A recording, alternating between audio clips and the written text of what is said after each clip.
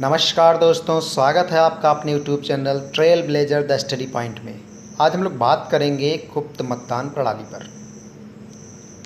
Discussion शुरू करने से पूर्व आप लोगों से निवेदन है कि आप लोग इस वीडियो को ज़्यादा से ज़्यादा शेयर करें। जिन लोगों ने अब तक हमारे चैनल को सब्सक्राइब नहीं किया है वो लोग सब्सक्राइब कर लें, साथ ही बेल आइकन को भी हिट कर दें जिससे आने वाली वीडियोज़ की नोटिफिकेशन आप तक पहुँचती रहे। वीडियो अच्छा लगे तो इसे लाइक करें और अपने फीडबैक कमेंट बॉक्स में ज़रूर दें। चलिए शुरू करते हैं आज का ये डिस्कशन। गुप्त मतदान प्रणाली चर्चा में क्यों है? क्या हुआ है कि हाल ही में सर्वोच्च न्यायालय ने अपने एक निर्णय में स्पष्ट किया कि गुप्त मतदान का सिद्धांत यानी प्रिंसिपल ऑफ सीक्रेट बैलेट स्वतंत्र और निष्पक्ष चुनाव की आधारशिला है। ये मुद्दा क्यों उठा? सर्वोच्च न्यायालय के अनुसार किसी भी लोकतंत्र में गुप्त मतदान प्रणाली यह सुनिश्चित करने में मदद करती है कि मतदाता का चुनाव पूर्ण रूप से स्वतंत्र हो। ठीक है। सर्वोच्च न्यायालय का निर्णय इलाहाबाद उच्च न्यायालय के एक निर्णय के बाद आया है, जिसमें 25 अक्टूबर 2018 को प्रयागराज जिला पंचायत की बैठक के निर्णय को रद्द कर दिया, जिसमें पंचायत अध्यक्ष के विरुद्ध अविश्वास प्रस्ताव पारित किया गया था।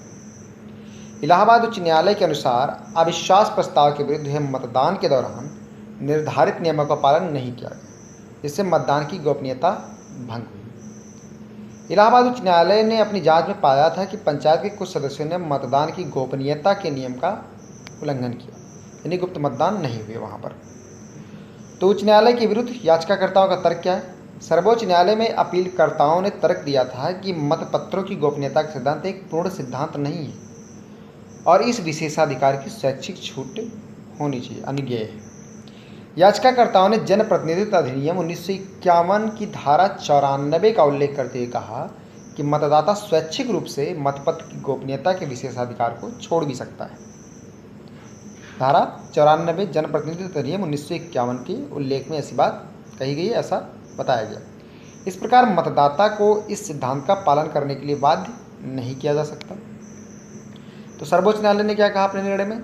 मतपत्रों की गोपनीयता का सिद्धांत संवैधानिक लोकतंत्र की एक महत्वपूर्ण शर्त है, जो कि स्वतंत्र और निष्पक्ष चुनाव के उद्देश्यों की प्राप्ति में काफ़ी लाभदायक है। क्योंकि स्वतंत्र और निष्पक्ष चुनाव के उद्देश्य तभी प्राप्त हो सकते हैं जब मतपत्रों की गोपनीयता हो, वरना डर और अन्य कई सारी चीज़ों की चलती जो स्वतंत्र और निष्पक्ष चुनाव है वो उद्देश्य प्राप्त नहीं हो पाएंगे, ऐसा सर्वोच्च न्यायालय का मानना है। न्यायालय के अनुसार जनप्रतिनिधित्व अधिनियम 1951 की धारा 94 मतदाता के पक्ष में एक विशेषाधिकार का प्रावधान करती है, जिसके तहत कोई भी उसे यह खुलासा करने के लिए मजबूर नहीं कर सकता कि उसने किसके पक्ष में मतदान किया था। किंतु तब यह विशेषाधिकार समाप्त हो जाता है जब मतदाता विशेषाधिकार का प्रयोग न करने का फैसला करता है और स्वयं इस बात का खुलासा करता है कि उसने किसके पक्ष में मतदान किया। ये सर्वोच्च न्यायालय ने भी इस बात को कहा।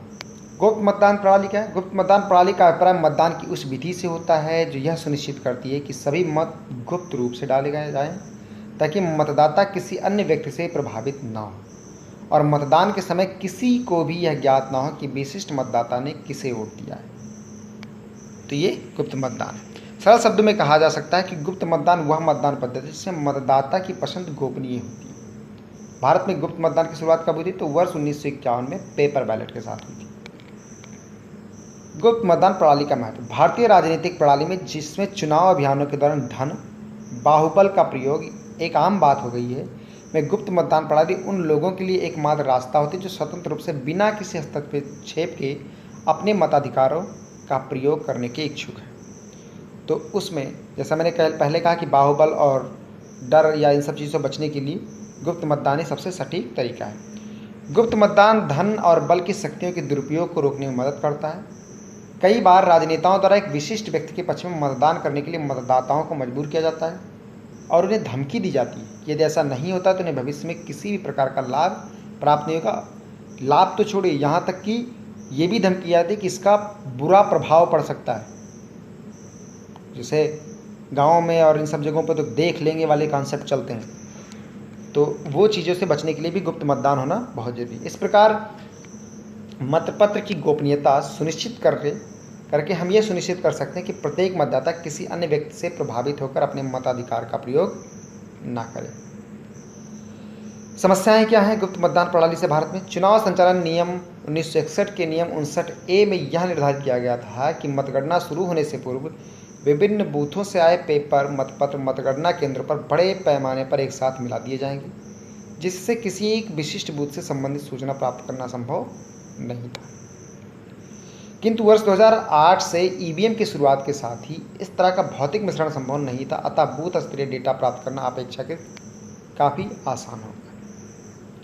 वर्ष 2018 में सर्वोच्च न्यायालय के समक्ष एक याचिका दायर कर चुनाव में टोटलाइजर मशीन के उपयोग का निर्देश देने का अनुरोध किया गया था, जिससे मतपत्र की गोपनीयता बनी रहती, लेकिन सर्वोच्च न्यायालय ने बिना सुनवाई किए ही इस याचिका को खारिज कर दिया। टोटलाइजर मशीन मतगणना के समय एक निर्वाचन क्षेत्र के सभी ईवीएम से प्राप्त मतों को एक साथ मिला देती है, जिससे ये नहीं पता चलता कि किस बूथ पर कौन से व्यक्ति को ज़्यादा वोट मिले। तो ओवरऑल रिजल्ट सामने आता है, ये टोटलाइजर करने की ज़रूरत महसूस होती है। आई होप आप लोग को इस वीडियो में कुछ सीखने को मिला होगा। वीडियो अच्छा लगे तो इसे लाइक करें, इस वीडियो को ज़्यादा से ज़्यादा शेयर करें। जिन लोगों ने अब तक चैनल को सब्सक्राइब नहीं किया और सब्सक्राइब भी कर लें, साथ ही बेल आइकन को ज़रूर हिट कर दें, जिससे आने वाली वीडियोज़ की नोटिफिकेशन आप तक पहुँचती रहे, और अपने फीडबैक कमेंट बॉक्स में ज़रूर दें। Thank you, thanks for watching.